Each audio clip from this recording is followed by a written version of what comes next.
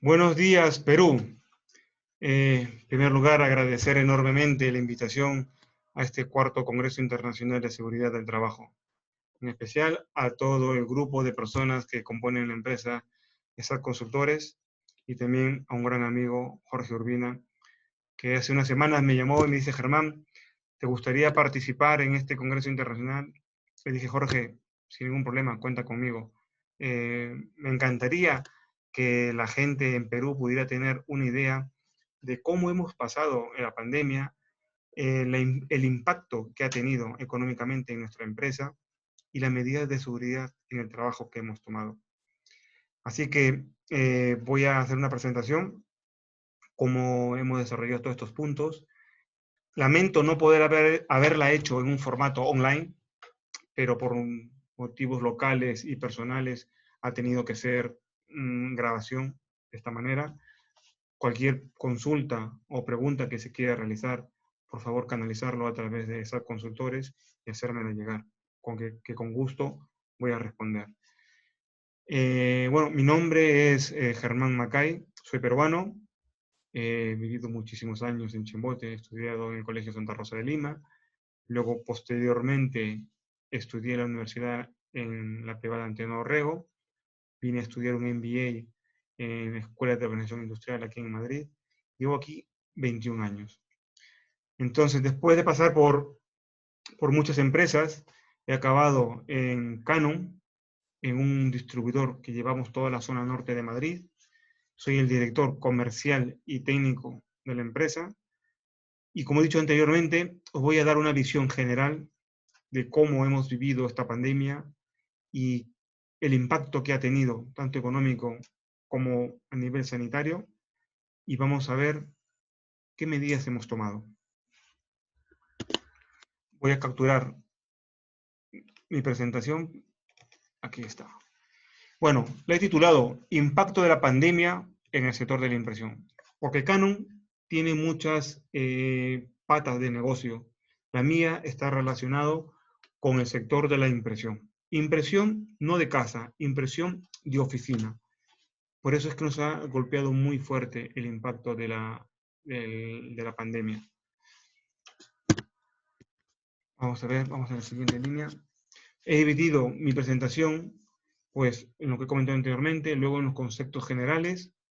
Vamos a ver las primeras medidas que hemos tomado, la evolución en toda nuestra actividad, desde mediados de marzo hasta finales de septiembre, un proyecto nuevo que nos han presentado que por lo visto nos puede ayudar mucho a reducir contagio, a reducir la pandemia internamente en nuestra empresa, y luego vamos a ver cómo está la situación actual a día de hoy.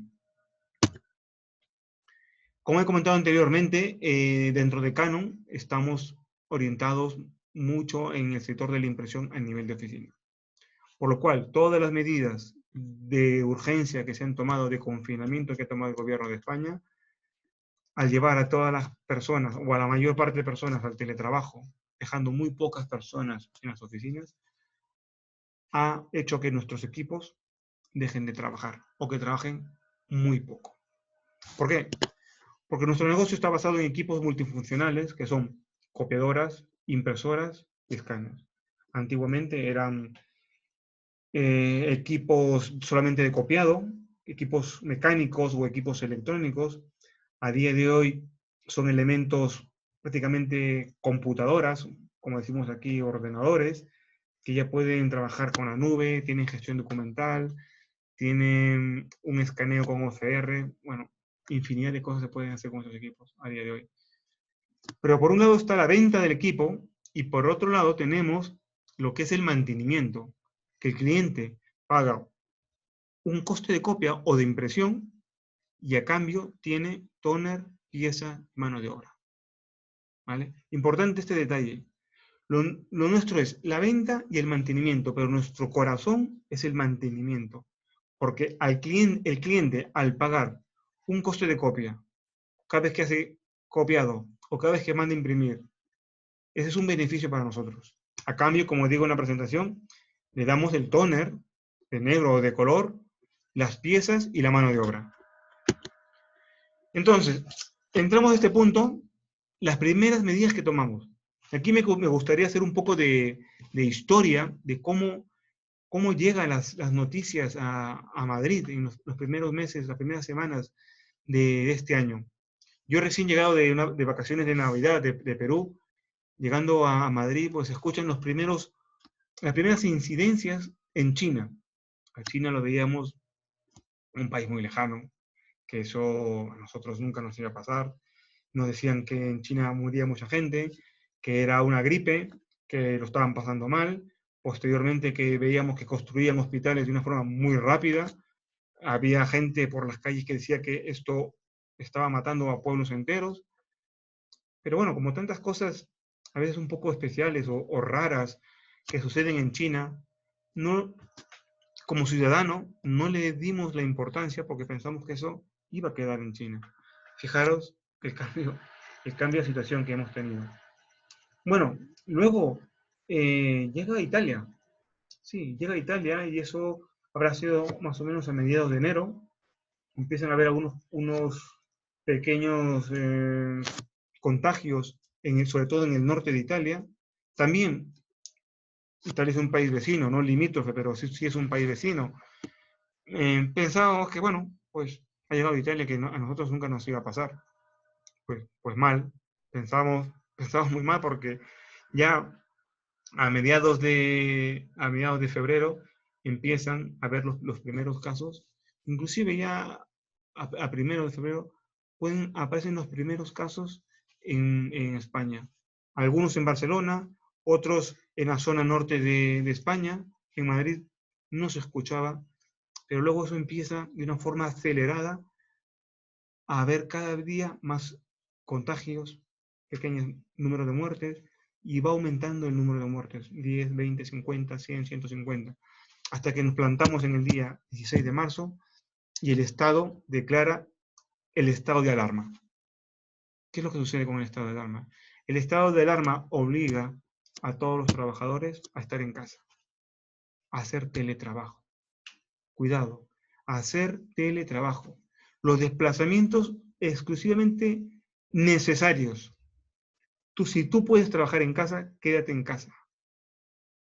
Entonces, vamos viendo todas estas cosas que van sucediendo y tuvimos un comité de empresa días antes del estado de alarma, de decretar el estado de alarma. Nos reunimos el comité de dirección de la empresa y decidimos, dijimos, tenemos que tomar medidas. No podemos hacer que la pandemia que está llegando nos coja de sorpresa. Entonces recuerdo que en una de mis intervenciones dije, tenemos que evitar el primer positivo dentro de la empresa. El primer positivo. Cosa paradójica, porque en ese momento yo lo estaba diciendo, pero estaba confinado. Estaba contagiado. Estaba contagiado. Me sentía un poco mal, tenía un poco de fiebre, un poco de malestar, pero no lo relacionaba con el COVID. Lo relacionaba con un proceso gripal que pueden suceder pues, casi todos los años. Entonces, esa es la paradoja, ¿no? Que muchas veces estás infectado y no lo sabes o tienes síntomas muy, muy leves. Bueno, al tema, las primeras medidas que tomamos. Las primeras medidas, dijimos, uso de mascarillas, uso de gel hidroalcohólico y hasta ese momento solamente la distancia de seguridad de 2 metros. ¿Ok? El problema era conseguir tanto las mascarillas y el gel hidroalcohólico. El gel hidroalcohólico se vendían en los centros comerciales, pero se acababan muy rápido. Y las mascarillas prácticamente no había. Habían a cuentagotas. Y aquí también una anécdota que en una farmacia cerca de casa, cuando voy a comprar una mascarilla, pregunto y me dicen no, que no tenía mascarilla. Que solamente le quedaba una, de una protección algo superior a la KN95, que aquí en Europa se denomina FFP2, que era la FFP3, y me dice, solamente me queda una de este material. Y digo, bueno, pues, ¿cuánto cuesta? 20 euros. Digo, madre mía, 20 euros me parece mucho dinero por una mascarilla. y dice el de la farmacia, bueno, si usted no lo compra, lo va a comprar otra persona. Y efectivamente, ante la escasez de mascarillas y ante la necesidad, pues tuve que comprarla. A día de hoy esas mascarillas cuestan 2 euros, entre 2 euros y 2 euros y medio. El mercado tardó en regularse con estos productos más o menos aproximadamente, pues, mes y medio, lo que he dicho anteriormente. La distancia de seguridad, pues todas estas cosas son más que sabidas, porque lo ha comentado ya tanto los gobiernos locales, los gobiernos sanitarios, la Organización Mundial de la Salud. Hay que mantener una distancia de seguridad entre 1,5 metros y 2, que no siempre es fácil. Llegó el cuarto punto, que posiblemente en Perú no se tenga, pero es algo muy interesante y que ha salvado muchas empresas aquí en España, que son los expedientes de regulación temporal de empleo. ¿Qué es esto? Esto es una herramienta que tiene la empresa de poder prescindir temporalmente del trabajador ante una situación extraordinaria, como puede ser una pandemia o un estado de alarma. Entonces, nosotros lo que hicimos es, al 80% de nuestros trabajadores los metimos en un expediente de regulación de empleo. ¿Qué es lo que pasa? Nosotros prescindimos temporalmente de sus servicios, no los despedimos.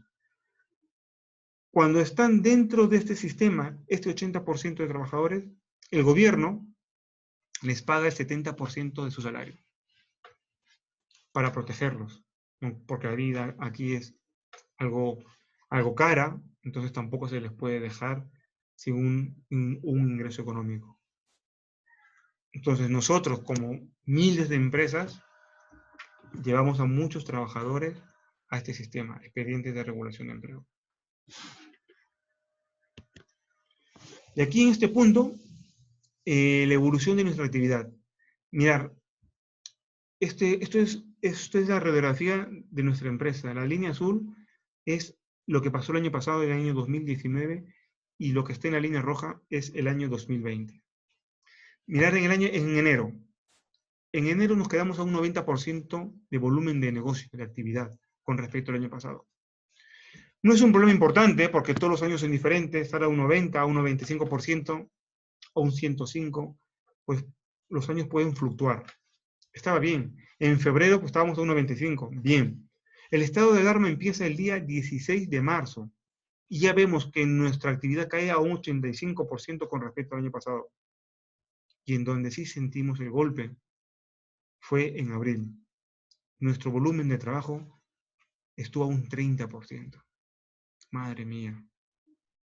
Menos mal que teníamos a un grupo importante de trabajadores dentro de ese expediente temporal de empleo.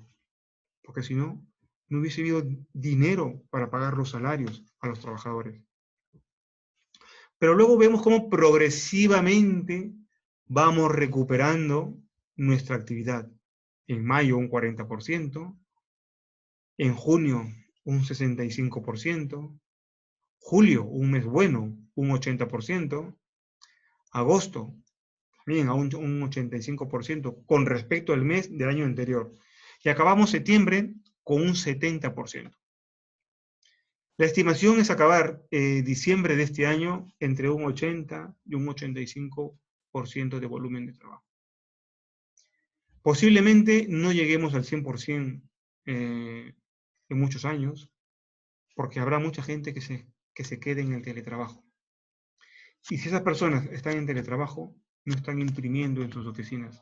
Recordar la segunda diapositiva, donde comentaba que nosotros somos una línea de negocio de impresión en oficina.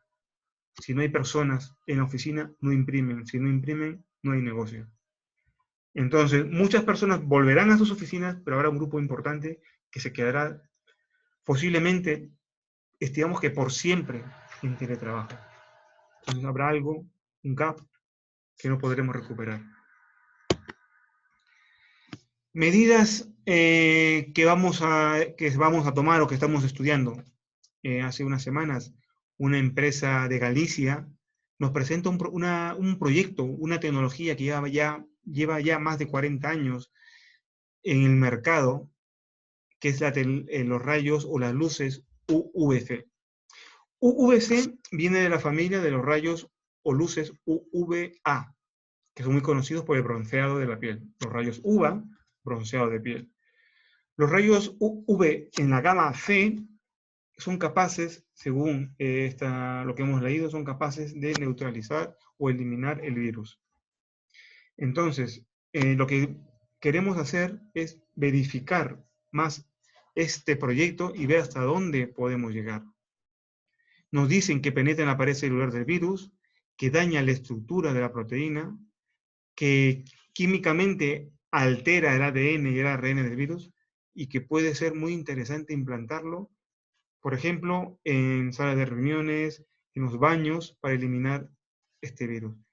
El problema que tiene esta tecnología es que no puede estar en contacto con la piel del ser humano. Entonces se tiene que aplicar en momentos, por ejemplo, que no haya personas en las salas o en los servicios. Voy a la siguiente diapositiva para que lo podáis ver mejor. Por ejemplo, en la primera diapositiva de la parte superior izquierda, se ve como una lámpara móvil que tiene 8 tubos LED alrededor con tecnología UVC y se pone en el servicio, en el baño. Donde impacta esta luz, durante un tiempo determinado es capaz de neutralizar el COVID. Entonces, eso se tiene que hay que moverlo de un sitio a otro, tiene un tiempo determinado y se apaga. Como no puede estar en contacto con la piel, la activación o desactivación de esto es por aplicaciones, por apps, y luego tiene un sensor de presencia capaz de detectar al movimiento humano y apagarse, porque como he repetido anteriormente, es perjudicial para la piel. Por eso normalmente esto se hace en los horarios de mantenimiento, en las oficinas por las noches, por ejemplo. Y luego más abajo vemos unas cajas donde se pueden guardar ropa, por ejemplo, y con el mismo concepto puede eliminar el virus. Por ejemplo, en el sector de la minería se puede utilizar esto. Hay cajas más pequeñas donde podemos poner pues, el mouse, el celular y eliminar también el virus.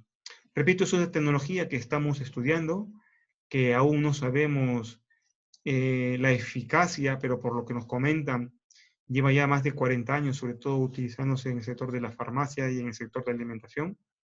Así que seguiremos en su evaluación y posiblemente lo implantemos. ¿Cuál es nuestra situación actual?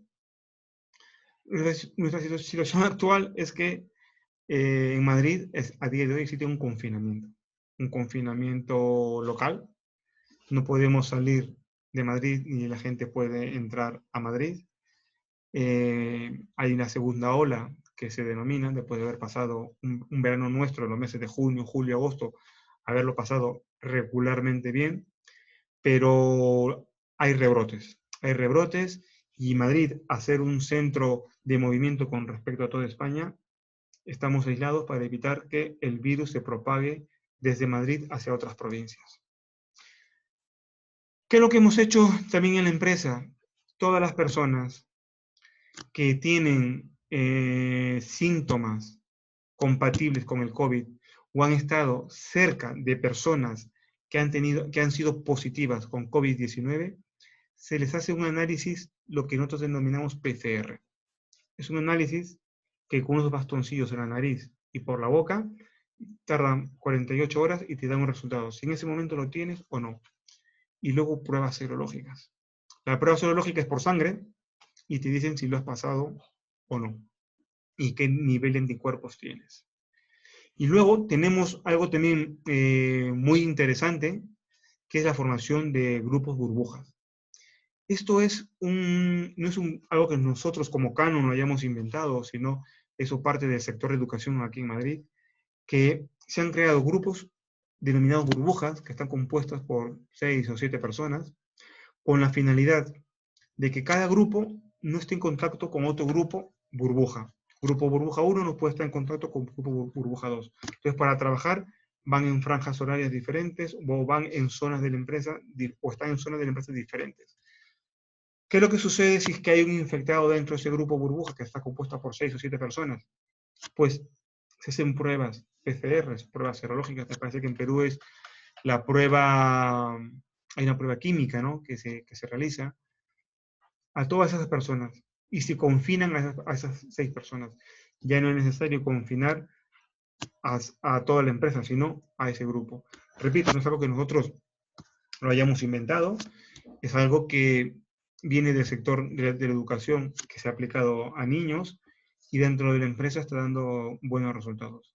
De esta manera evitamos estar todos en contacto y solamente el grupo, cuando hay un, repito, cuando hay un positivo o persona con síntomas mmm, compatibles con el coronavirus, a todas esas personas, a esas 6 o 7 personas del grupo, se hace los análisis. Y a día de hoy, esta es nuestra situación. Desde marzo, confinados, nuestro volumen de actividad va creciendo lentamente, vamos teniendo algo más de seguridad e higiene en el trabajo a través de los análisis PCR, a través de las luces UVC y a través de la formación de grupos burbuja. Y tenemos que hacer eso porque el virus estimamos que puede estar al menos un año más con nosotros, independiente de que salga la vacuna o no. Con esto he querido dar una breve explicación de cómo es nuestro trabajo del día a día, de cómo lo estamos pasando, de cómo ha sido el impacto, y espero que os haya interesado. Vuelvo a repetir, si hubiera alguna consulta o alguna duda, a través de esas consultores con Jorge Urbina, me podéis hacer llegar las preguntas, yo encantado. Espero que en Perú las cosas vayan mejorando, que todo vaya a bien. Cuídense mucho, porque todavía queda mucho por hacer. Mirar siempre lo que pasa en Europa, que suele ser una réplica a posteriori de lo que va a pasar en Latinoamérica, para que estén más precavidos. Y sin más, vuelvo a agradecer la oportunidad que se me brinda de estar en contacto con personas como ustedes, de Perú, de Chimbote en general, que es una ciudad a la cual guardo grandísimos recuerdos y en la cual tengo enormes y buenísimos amigos de infancia y espero en breve volver a estar en Perú. Este año me parece que no va a ser posible por dada la situación sanitaria, pero espero en el 2021 poder estar nuevamente en Lima y volver a vivir esa sensación cuando uno está aterrizando en Jorge Chávez y el piloto del avión dice, hacemos nuestra aproximación al aeropuerto Jorge Chávez, en unos minutos aterrizaremos. Esa sensación de volver a estar en su patria es única. Y quiero volver a estar con todos mis amigos, con toda mi gente, y seguramente que se conseguirá. Nuevamente, cuidaros mucho. Este virus nos ha causado una buena faena, pero unidos podemos salir adelante. Todo depende ya de nosotros. Nosotros sabemos qué es lo que tenemos que hacer y hasta dónde podemos llegar. Así que muchas gracias. Hasta la próxima. Espero que os haya gustado esta presentación. Hasta luego. Gracias.